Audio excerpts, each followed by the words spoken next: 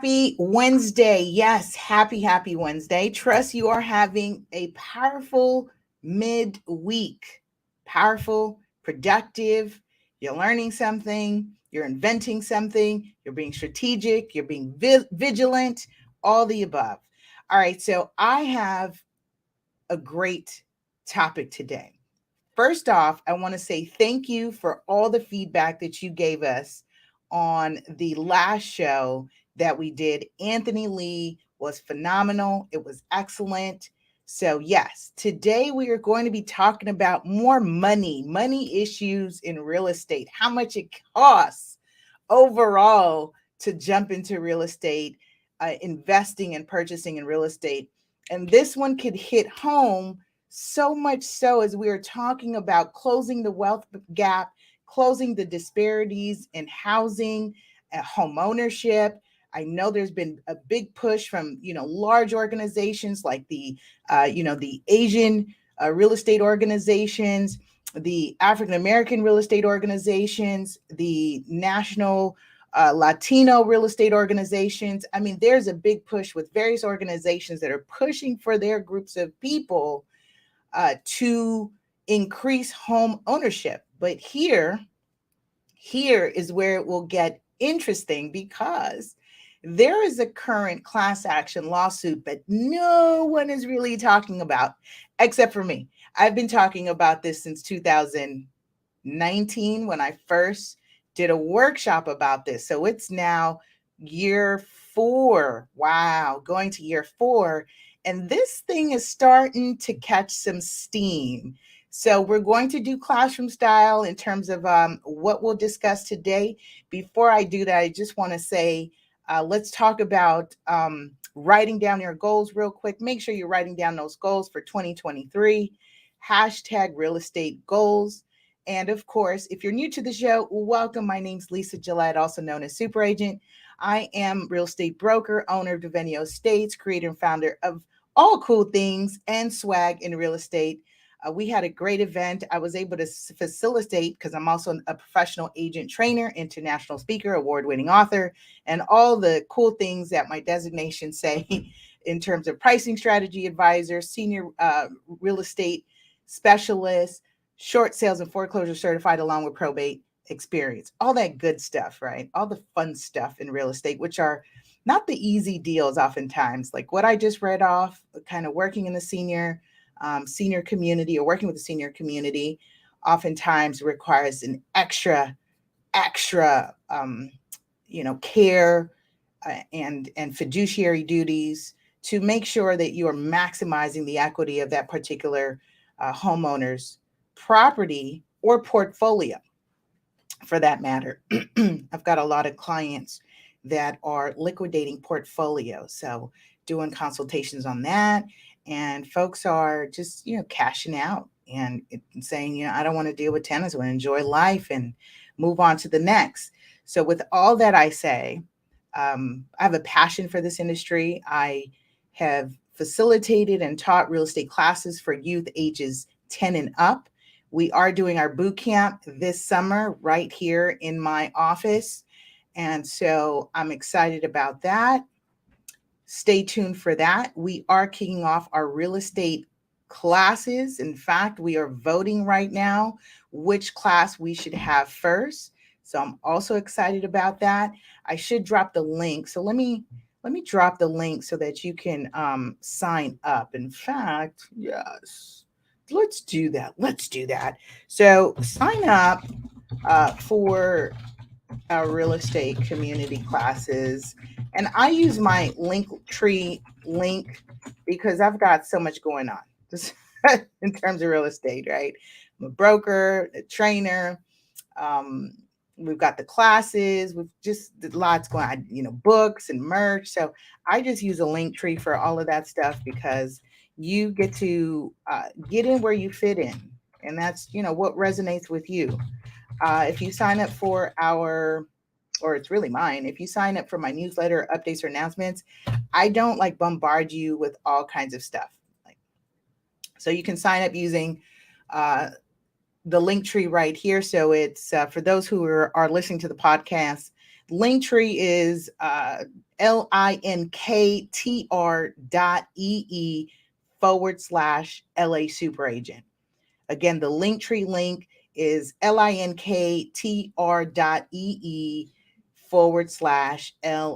super agent. And just for the sake of conversation, this is what it looks like. So I can actually share this for you. So you go, this is where I need to be? Is this where I need to be? Is this where it is, Lisa? Yes, that's where it is. That's where it is. So boom. So this is what it looks like. When you go to the link tree, basically says, submit a question to be answered on the live show. You can click that. Our 2023 real estate class. So you want to click there if you want to join. Gives you that information. Well, it's asking me to verify. So now let me go back. So yeah, there, of course, links to schedule a creative consult. I've got a lot more people industry specific that are asking for this one-on-one. I just did the how to create your own podcast.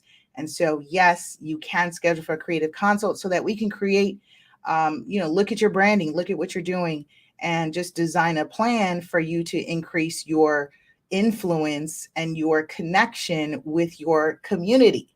All right. And of course, tune in Wednesdays live, podcast, the book, subscribe. Of course, got all kinds of stuff. So here it is, right? So this is why I use Linktree, because you girls got a lot going on. Yeah, you girls got a lot going on. Okay, so let's cut that out. So that's announcements. That's what's going on. I will do a screen share. But before I do that, I do want to say, let's just kind of give a blurb, legal advice, and we'll come right back after our sponsor break. Of course, the information provided on this show should not be considered legal or tax advice. Please seek legal and tax advice from reputable licensed professionals. I'll say that again, from reputable licensed professionals, especially as I'm talking about this hot topic on this lawsuit. Sellers have, moved to sue the largest real estate companies in America, some big names that we'll talk about, and kind of what's going on, like what's cooking. Because this is really important. And if I'm talking about it, it's because you should be paying attention, because this is going to affect your bottom line. If you're a buyer, if you're a seller and sellers prevail in this class action lawsuit, you've got a good situation happening again. So again, if sellers prevail in this class action lawsuit, you've got a good situation happening. All right. So make sure if you're tuning in, make sure you press 1, let me know you're here. Press 2, lets me know you shared it. 1 lets me know you're here. 2 lets me know you shared it. And then, of course, I do want to say we'll be right back after this sponsor break. All right. Do you have properties that need to be maintained? For professional services that guarantee your property will stay safe and secure, Omnis Property is the team you want by your side. As a company, we pride ourselves on our best-in-class professionals, equipped with the latest technology for all your end-to-end property preservation needs. That means that from start to finish, our expert team can handle everything from accurate assessments to preservation projects of all sizes. Save money and time by working with leading experts that understand your needs and are committed to premier service. Get started today by contacting us for your project estimate. Visit www.omnispreservation.com or call 310-957-9132. All right. Woo, woo, winning. We are winning. I've got a couple more sponsors that are lining up their commercial so that we can get them featured as well. If you're an industry professional, your agent, broker, owner, your inspector, appraiser, title rep, escrow officer, let's connect so that we can get you plugged in on the show. Remember, our audience is not just local,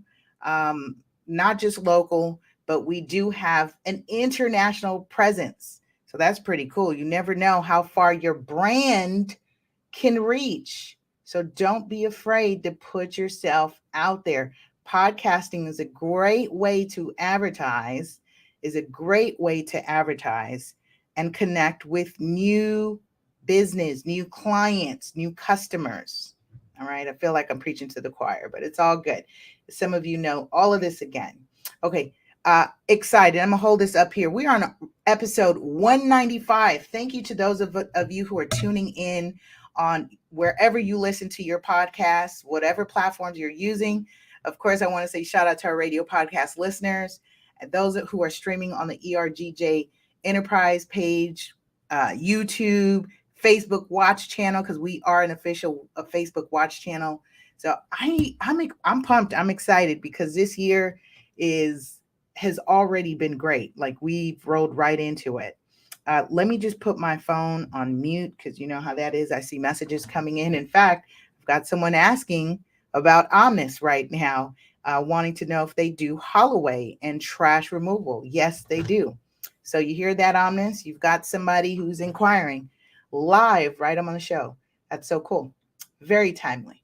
Okay, let's jump into this. So I'll read this off the screen. Again, we'll do classroom style, take some notes, and I use presentations as talking points. I will be giving you or feeding you more information in terms of context, background, my professional opinion. I would love to hear what you have to say as it relates to this direction, right? Okay. So minority home buyers will have to pay more for representation. I feel like that's a little bit, that's me kind of dropping some clickbait so we can stir this conversation, because that's who I think is going to be affected drastically.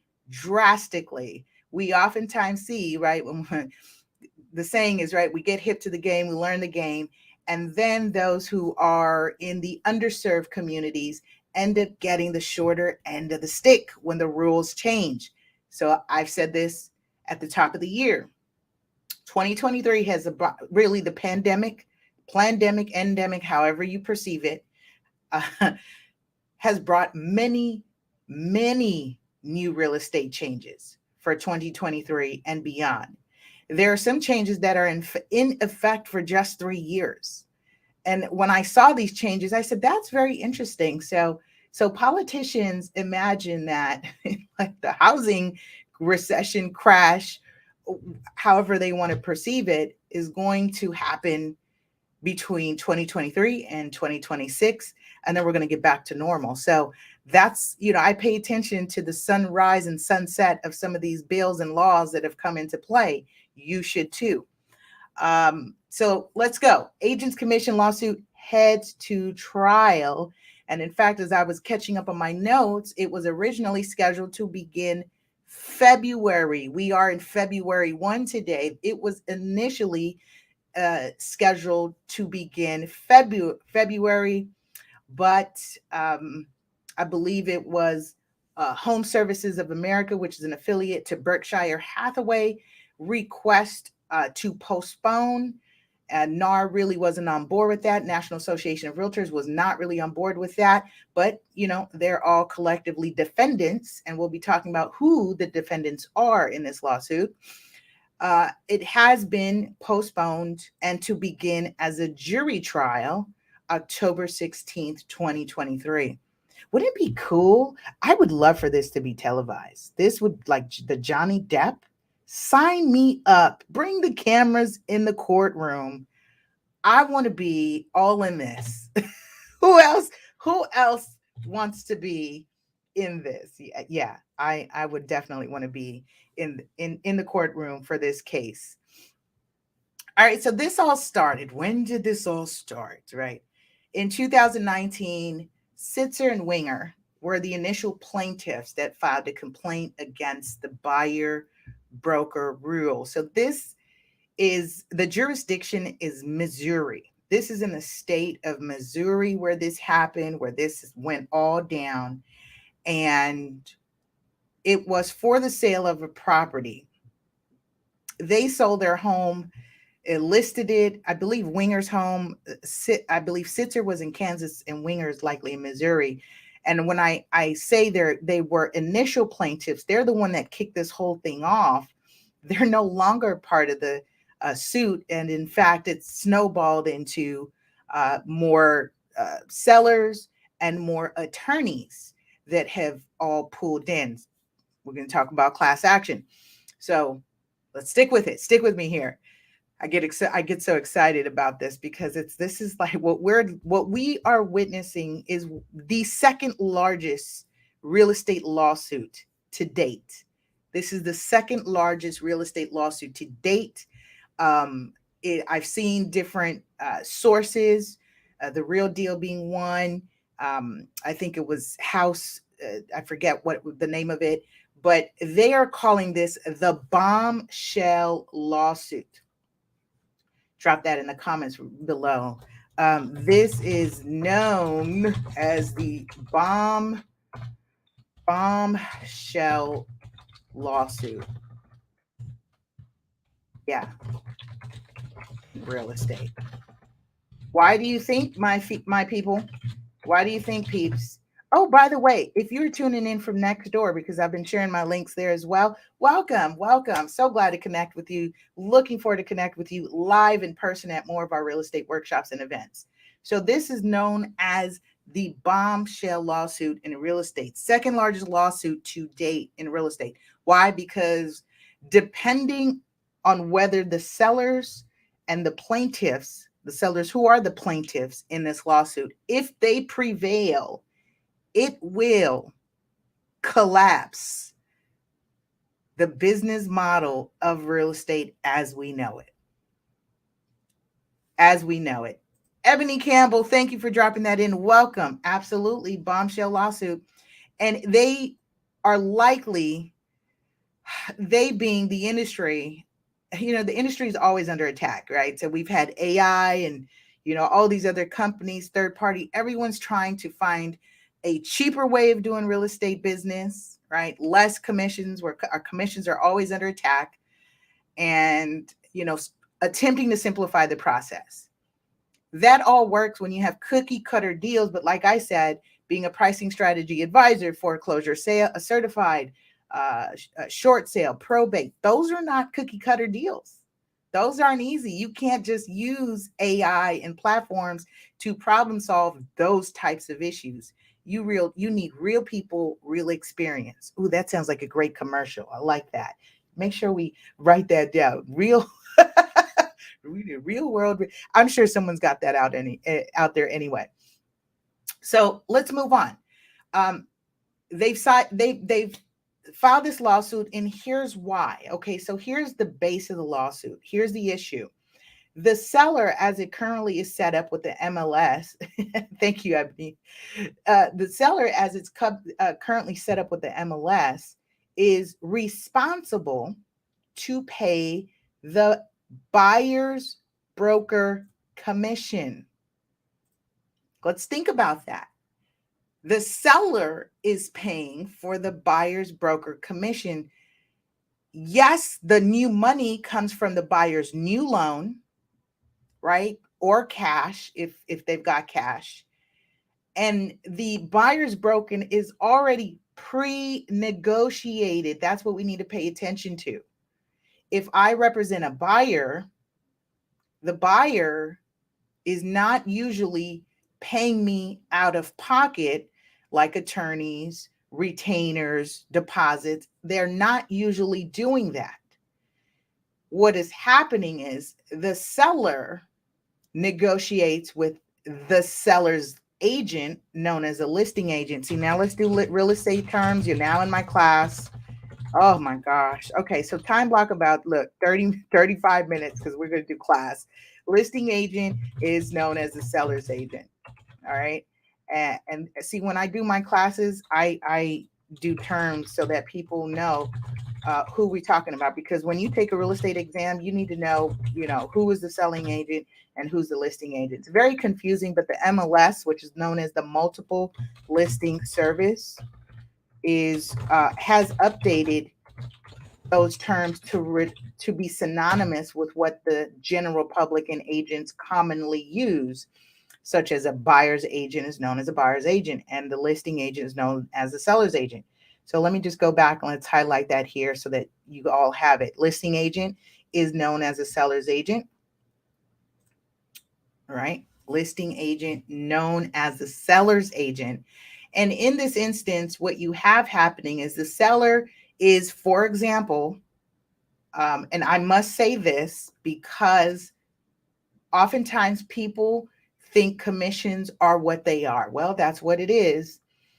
Commissions average out to be 5.5. In California, it comes out to be 5.542%, something like that. It averages out to be that average in California. Nationally, we're at like somewhere like 5.5, between 5.3, 5.5, something like that. And so when we hear, when I did this class 4 years ago, it was this hit on 6%, right? Suits on 6% commissions, because that's what we hear. Oh, you got to pay an agent 6%, and that 6% gets split between, the buyer's agent, the seller's agent, right? So yeah, buyer's agent is the selling agent. And this is all set up in the multiple listing service, pre-negotiated and disclosed to the buyer's broker how much commission they were getting paid to sell that particular property. Now, why is that an issue, or why that could be an issue? And it has recently changed as a result of what's happening, is because agents sometimes would not show a property if they were not earning at least 2% on the sale. Oh, go figure, right? Some of these commissions were not always 2%, 1%, some were even flat fee. Why is that possible? Because commissions are not fixed by law. That is against the law to fix commissions. And that's where this is headed towards. All right. So the defendants, who are the defendants? Keller Williams Realty, REALOGY, owner of the largest real estate franchises, which I think is classic, because oftentimes, and I've said this, people don't realize that these companies are all the same. They're just wrapped in a different brand, color, and everyone's dangling that shiny apple and say, come join our company, but you're all really all one under the same and owned by the same company. It's just to, appease to the personalities and the egos of the agents that join those companies, that make them feel like they are distinguished, right? But in reality, here you have it that REALOGY owns Century 21, Coldwell Banker, and Sotheby's. Also included as a defendant is RE/MAX. And lastly, HomeSevices America, which is an affiliate with Berkshire Hathaway. So one of Warren Buffett's companies is also listed in this lawsuit. So given, and I forgot to add the National Association of REALTORS, which is the largest trade organization in the real estate industry for real estate industry professionals. Oh, gosh. So make sure you add that in your note, that also included as defendant is NAR. Okay. I didn't add that. So the defendants are included in this case are listed here. These are the defendants. Recognize some familiar names? Absolutely. So this is why this is not really be taught in my mind, right? It's like, it's kind of pretty quiet, but as of recently, I've been noticing that CAR, because I'm part of the California Association of Realtors, has been sharing some news about this. And recently, they have shared recently, as part of this this case, it has garnered the attention of the Department of Justice. I'll get there shortly. So here's the base. Sellers do not have the option to negotiate the buyer's broker commission, yet the seller is obligated to pay the buyer's broker commission. And this is under the buyer broker rule, or what they're also known or calling the adversary rule. What I've recently learned is that not all countries use buyer's agent. Not all countries use buyer's agent. And let's take it a step further here in the United States. Buyer's agency is just as old as I am, born in the 80s. Buyer's agency is a new thing. Buyer's agency specialist designations and representation and what is being sold and packaged to industry professionals to be specialized as a buyer's agent is a new thing. I feel like I'm a new thing born in the 80s. I'm still young, still new, right? Learning. So let's write that down. Buyer's agency established in 1980s. Here's why that's important, because let's think about prior to that, as we're talking about underserved communities, minority, and everything. Yeah, and that's now we're now in a state of inclusive of the LGBT community, especially because we're talking about a period where the real estate environment and really the people that were selling real estate back in the 1940s, 50s, 60s, 70s were not as open to diversity. There's a big push in the industry for diversity, inclusion, and equity, right? We now have committees on these various associations, the real estate associations, that are pushing to be diverse, inclusive, and equitable, and offering that equity. And so buyer's agency was established in 1980. So let's think about this. If we are now up against, so let me, I was having this conversation with my husband last night. And so let's talk about how, I don't know this for a fact, but I could see how the commission model did not keep up with the change. So if buyer's agency was created in the 1980s, that means that buyers typically were not represented when they wanted to make an offer on a home. They would contact the seller's agent, known as the listing agent, and negotiate with the listing agent, write the offer, submit the offer. And so in that sequence, if you had an agent that brought a buyer to that transaction, that buyer's agent was known as a sub-agent for the seller, because essentially they were working to bring a buyer to help the seller and the seller's agent sell the property. We had sub-agency. So at that time, it made sense to pay the sub-agent commission, although the sub-agent was representing the buyer. What has happened since then is this clear split of fiduciary duties and positions. In fact, we have to disclose it and require that our clients sign an acknowledgement that you understand which party represents your interests. Buyer's agency, seller's agency, or dual agency, meaning the agent or the broker is representing both sides or both parties.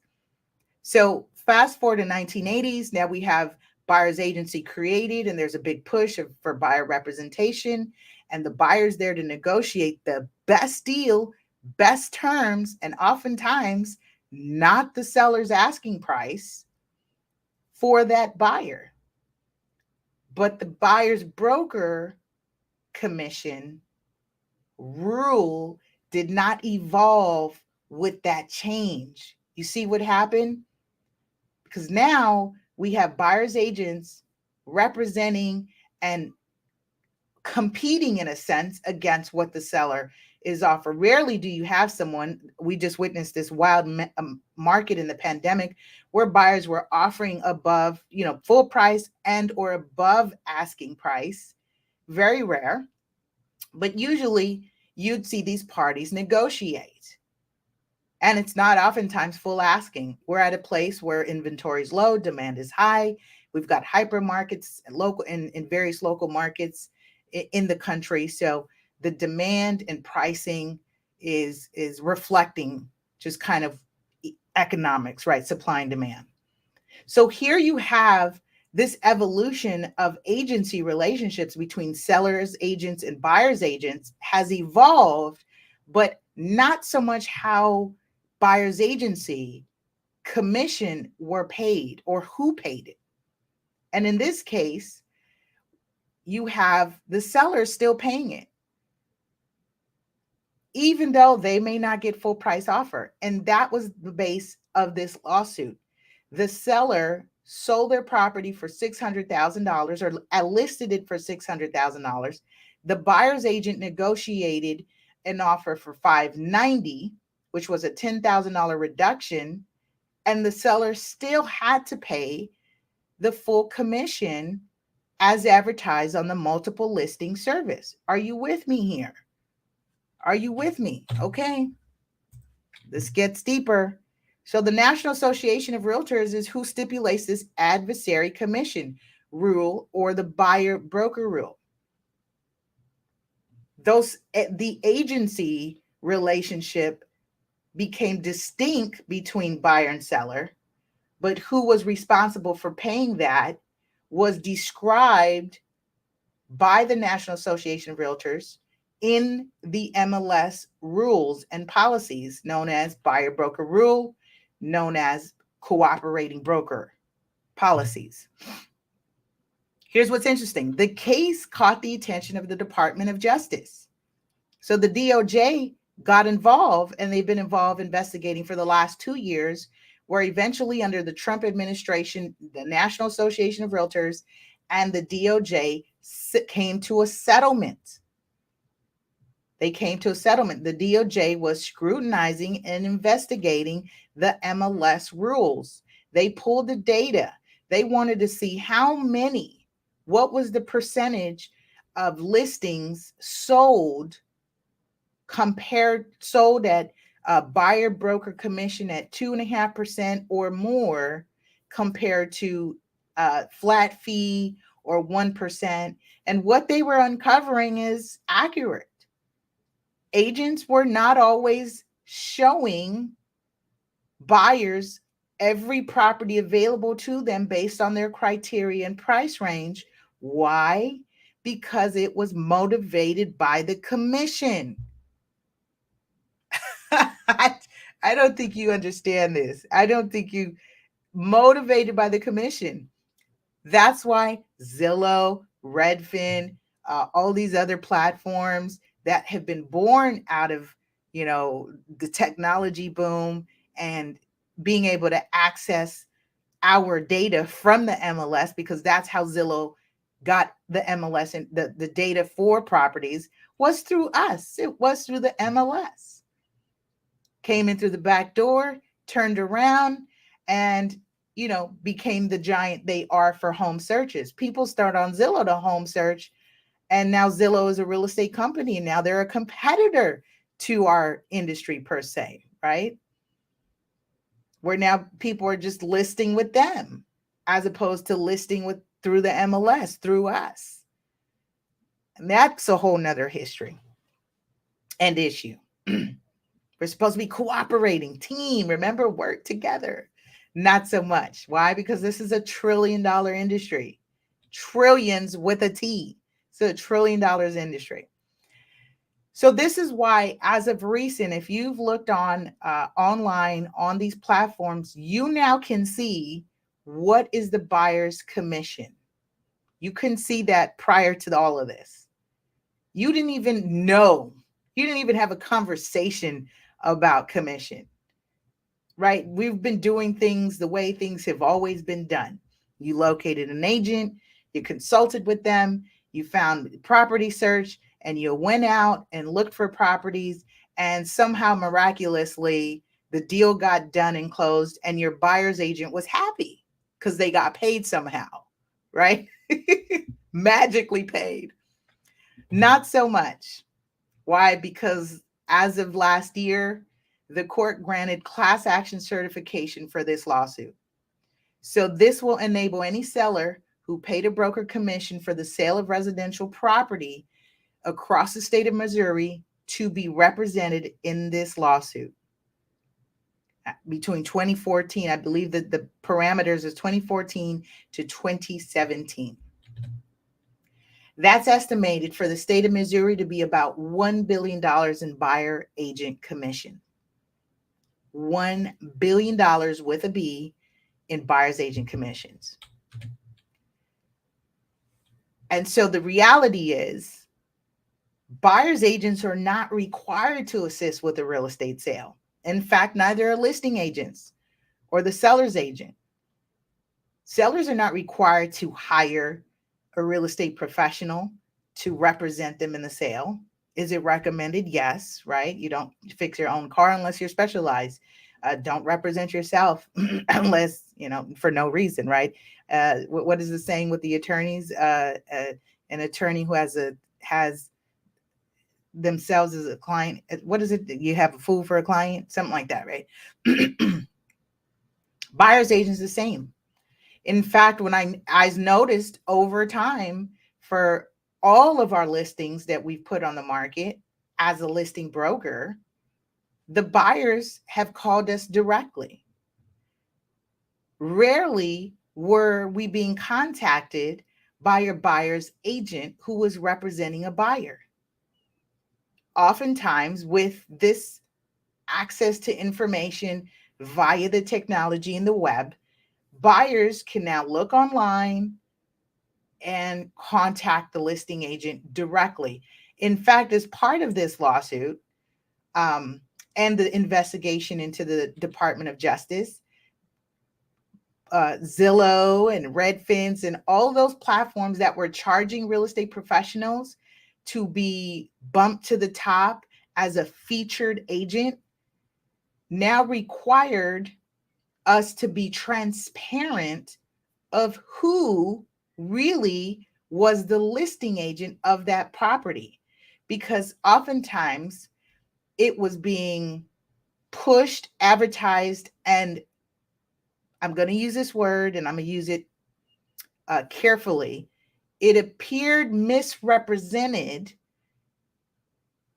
when you looked at a listing online who actually was the listing agent, because you had agents paying for ad spots, featured spots. And so that was to solicit buyers. The argument today is, well, now let's be more transparent of who really represents the listing and or the seller, and give them the option to contact the seller's agent if they so choose, or they can pick any of the other advertised or featured agents listed on that same site alongside that listing. There's been some changes. You may not have noticed these things because we had been doing things the way things have always been done. But as we're talking about this push for transparency, diversity, inclusion, equity, we're seeing these slow changes, right? These subtle changes that are affecting our business. So if I'm going to wrap this up now, right on time too, if the sellers prevail in this class action lawsuit, that means it will be the collapse of buyer broker commissions as we know it. It will be the collapse of how we do business and who is represented and whether they're represented ethically and fairly. Because we're already dealing with the fact that we know people are prejudiced, they discriminate, and they're biased. We just saw Wells Fargo get hit with $1 billion fine for their unethical and illegal practices in home loans, auto loans, credit cards, illegal foreclosures. I can go on. I'm just ready for them to shut down Wells Fargo. Like, why haven't we shut down Wells Fargo?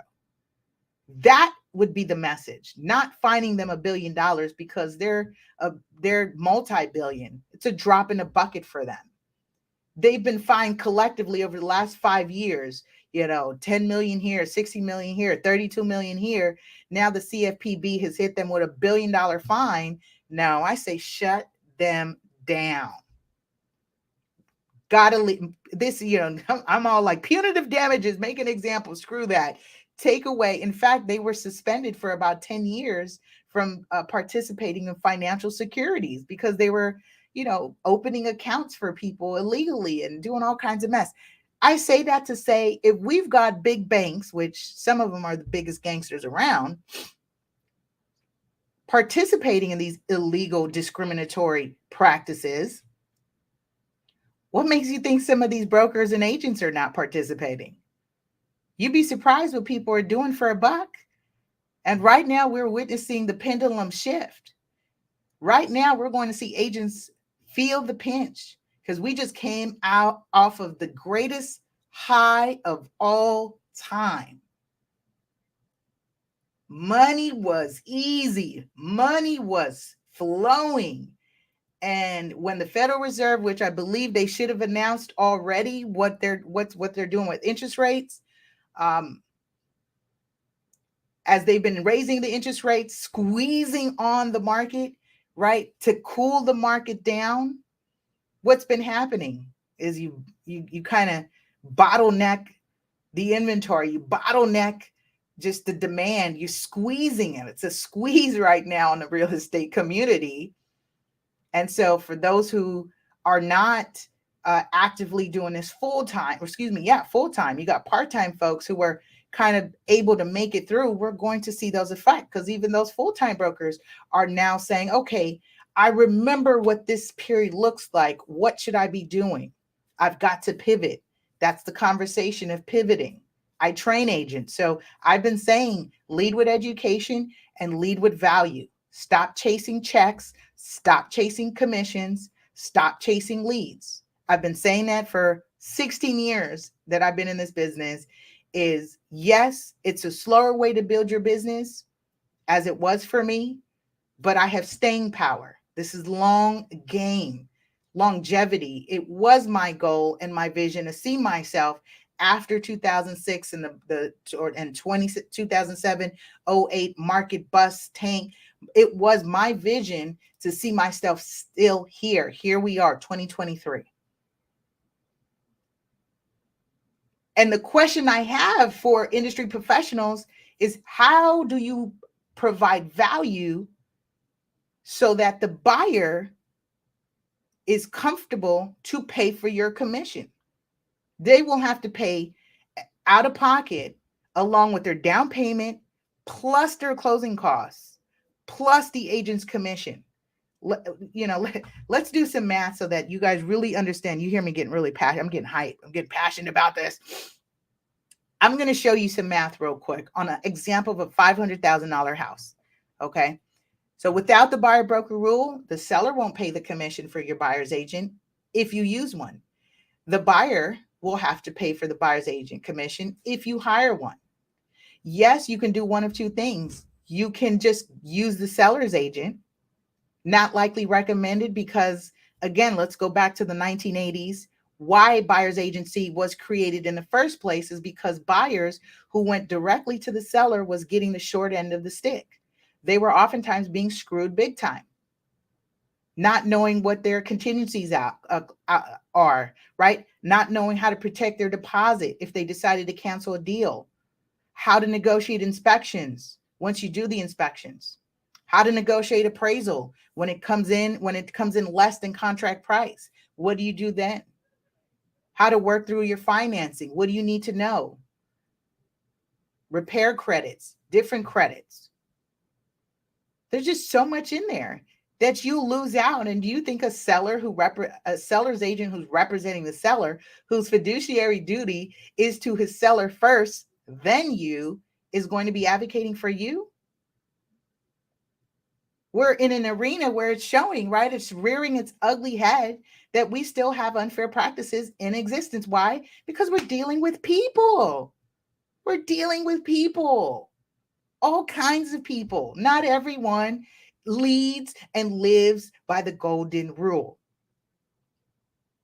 So I say, for those who are in underserved communities and you don't understand this right now, you don't understand the buyer broker rule, if you don't understand agency relationships, you are going to pay a hefty price. And it's going to come in two ways. One, You will not buy a house. You will not participate in real estate. 2, you'll end up being charged, as I've seen, because I see it now with different, right now we're trying to educate more sellers on PACE, HERO, and solar contract liens. Contractors are doing the work are doing what? They're price gouging. They're inflating the price to do the work.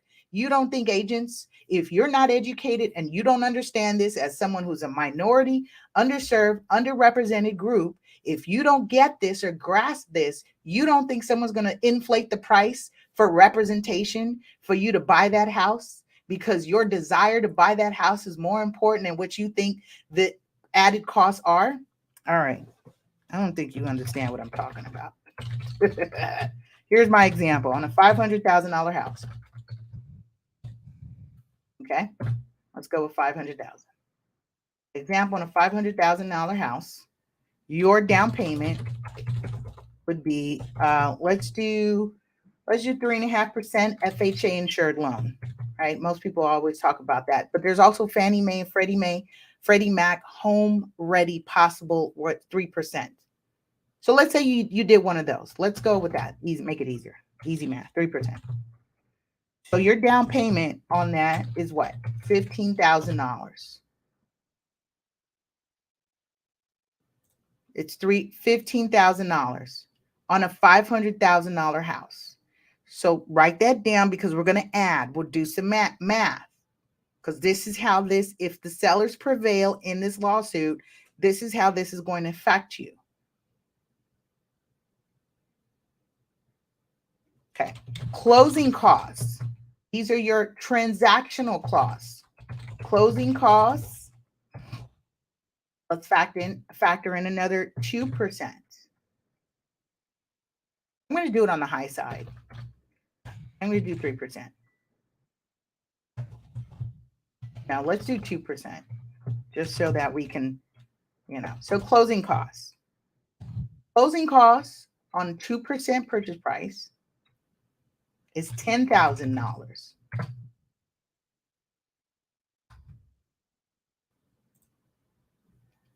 So now you have how much? You have $15,000 down payment. This is what you need to have saved, plus 2% for closing costs. What are closing costs, Lisa? Your closing costs are the cost of the loan. It includes loan origination fees, includes appraisal fees. It includes taxes. It includes insurance. It includes reserves. Oftentimes, 3 months to 6 months reserves that you should be able to bring up front for the cost of that loan. It also includes the cost of the mortgage insurance premium or the MIP, which is why I should have really used it 3% versus 2%. But I just wanted to kind of just give you a rough, right? 3% on down payment, 2% on closing costs. Those fees or some of those fees are prorated to the time you take the loan. Like property taxes are prorated. Interest starts calculating the day the loan is funded, not the day the loan is closed, not the day you get your key. Interest is calculated and charged the day the loan is funded. Okay, so that's very important. Sometimes it's very important because it'll be like it just starts calculating. So now we have what? $15,000 plus $10,000. How much do you have? You're $25,000. So if you have $25,000 saved up, cool. You can be a viable client to purchase real estate at a $500,000 price point. You can bring your buyer's agent because it's already built into the negotiated commission between the seller and the listing agent, or the seller and the seller's agent, pre-negotiated what they were willing to pay the buyer's agent. That was advertised and posted on the MLS as a cooperating broker rule and policy set by National Association of REALTORS. They feel this creates fair play, fair game. Remember, commissions are not set by law. But with all that said, if you had $25,000, cool, come on. And then that's not including, our organization has a grant $10,000 covers all your closing costs. Even better. That means you could keep the $10,000 in your pocket because we've got a grant to cover it.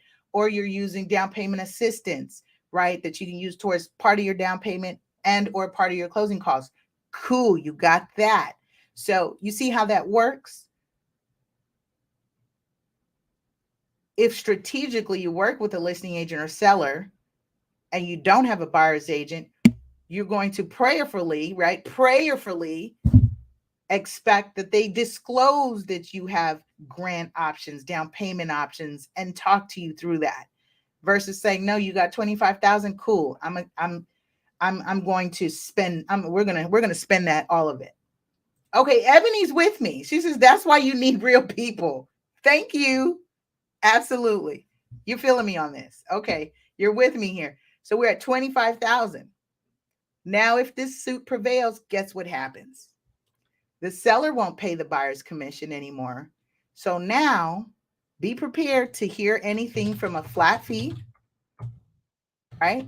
So flat fee, let me just write it out like this: buyer's agent commission. And so now we're going to hear the terms commission, fee, oh my gosh, costs, what else are they going to come up with? Consult, what else? People just, it's semantics. It's semantics are going to come, transactional fee.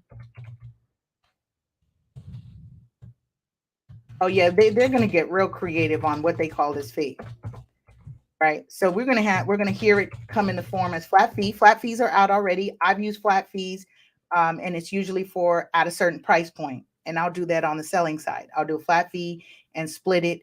And let me tell you, when I offered a flat fee and I said to the other side, hey, we could do a flat fee of, I think for that deal was $12,000. And I did a split of, I didn't do an even split because I carry the advertising costs and everything up front, representing a seller to market that property, photos, all that other stuff that's inclusive that we build into the cost of marketing, right?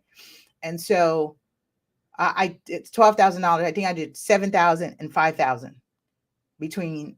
So I would pay out of the $12,000 flat fee, $7,000 to our brokerage, $5,000 to the buyer's brokerage. When the buyer's agent wrote the offer, she said, oh, that's not the going rate for this area. The rate is 2.5%.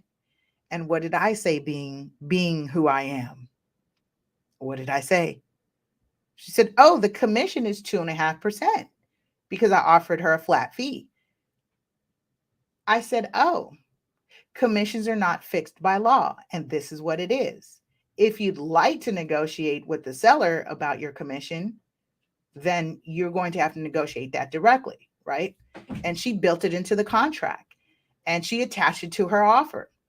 There's different ways of doing this. I've done it before, is we renegotiate our commission saying, hey, I'm bringing you a ready, willing, able offer. These are the terms, and this is my fee to represent and negotiate this deal. Oftentimes, it's not as advertised on the MLS. Now, if the seller agrees or the buyer's or the seller's broker agrees, then that's what it is. So we're going to see likely that these rules on commission is going to change. So that it'll come in form of a flat fee, right? So dollar amount and percentage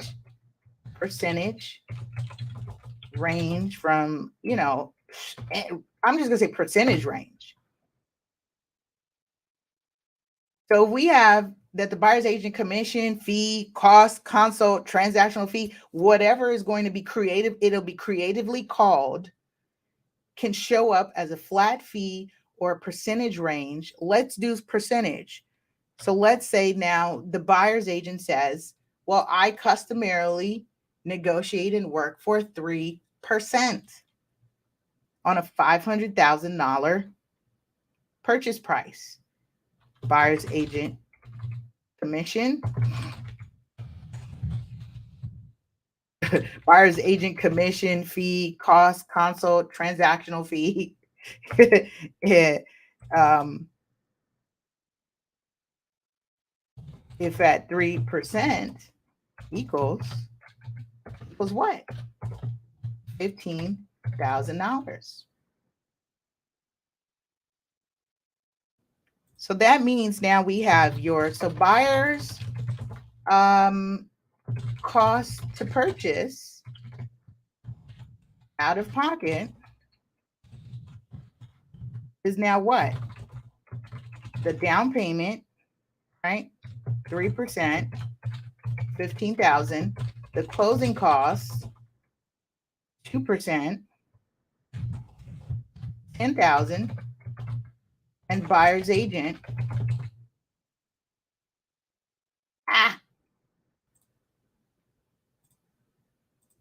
And buyer's agent. Oh, I had it all mapped out, y'all. Plus the buyer's agent commission of 15,000. So how much is that?